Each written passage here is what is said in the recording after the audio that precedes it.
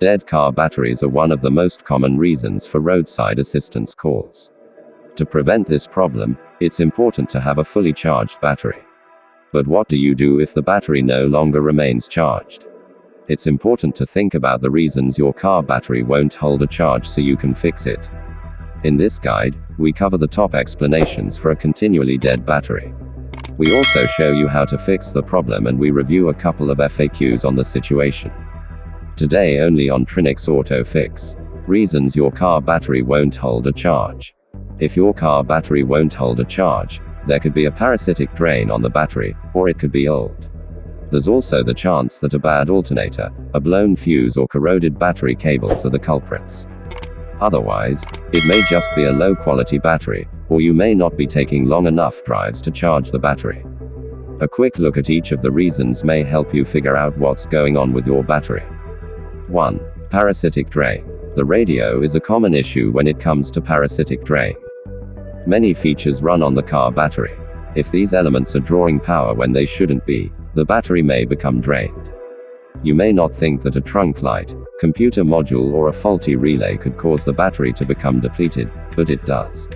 If your battery keeps dying despite charging it, you want to hunt down a possible parasitic drain. 2. Bad battery. Car batteries have a limited lifespan. Typically, you can expect a battery to last 3 to 5 years. If it has become too old, it may no longer charge or respond to being jump-started. The only solution will be to replace it. 3. Bad alternator.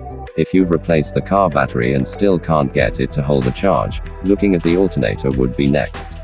The alternator is responsible for charging the car battery while the engine is running.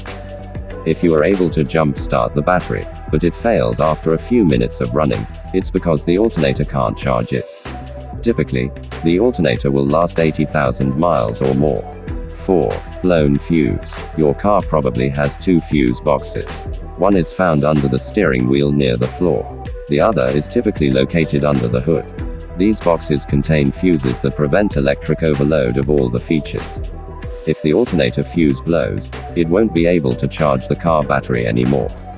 5. Low quality battery. It can be difficult to swallow the cost of a new car battery. It seems the prices just keep getting higher and higher. However, there are multiple reasons why you don't want to skimp on the quality of the car battery just to save a little money. For one reason, a low quality battery is going to fail sooner than something from a reliable brand. If you can't get the battery to charge, it could be due to the quality you've chosen. 6. Only driving short trips. Remember how we discussed that the alternator is responsible for charging the battery while you drive. For the alternator to fully charge the battery, you need to drive a fair distance. It also helps if you are traveling at highway speeds. If you only take the car out to head a mile into town and back, the battery is going to eventually die. Try and take a longer drive, even just for the scenery. 6. Corroded battery cables.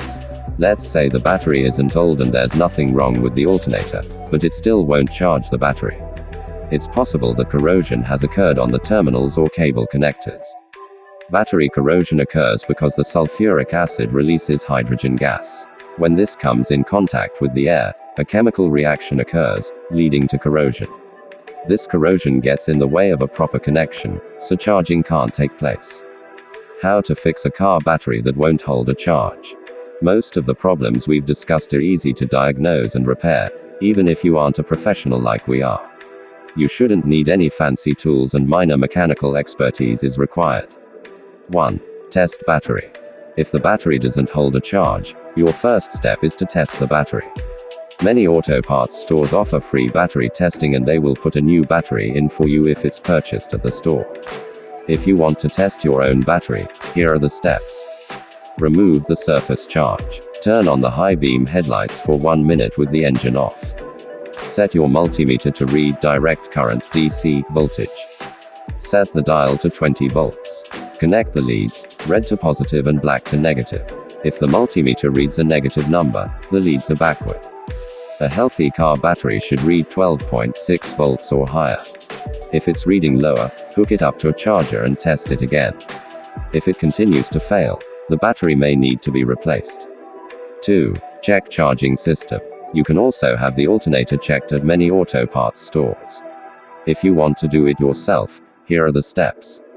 Set the multimeter to 20 dCV.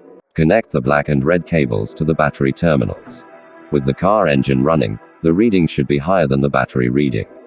Look for a measurement of 13.5 to 14.5 volts. This higher reading ensures the battery gets what it needs to charge. Related, how to test a car alternator, 5 steps. 3. Diagnose parasitic drain. If the battery and alternator are in good condition, but the car keeps dying, there could be something draining the battery.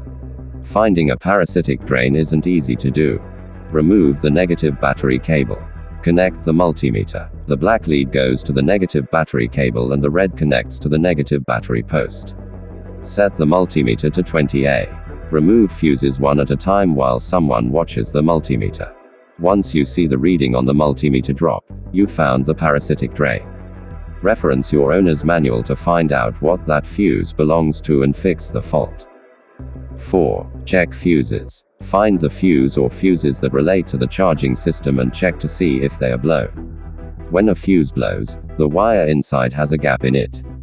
To get the charging system working again, you need to replace this fuse. Just make sure you put a new one in that's rated for the same amperage. 5. Drive longer trips. If your lifestyle is preventing the battery from getting charged, you need to make some changes.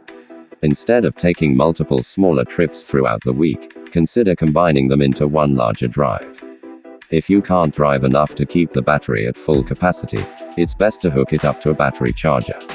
You can place a trickle charger or a maintainer on the battery to ensure it's always ready to go.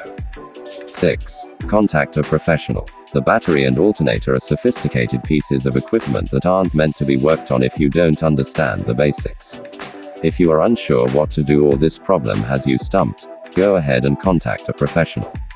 Don't forget that you also have the option to have these components checked at a local auto parts store. At least you can rule out the battery and alternator for no extra charge before calling a mechanic. Thanks for watching. Catch you guys later. Bye for now.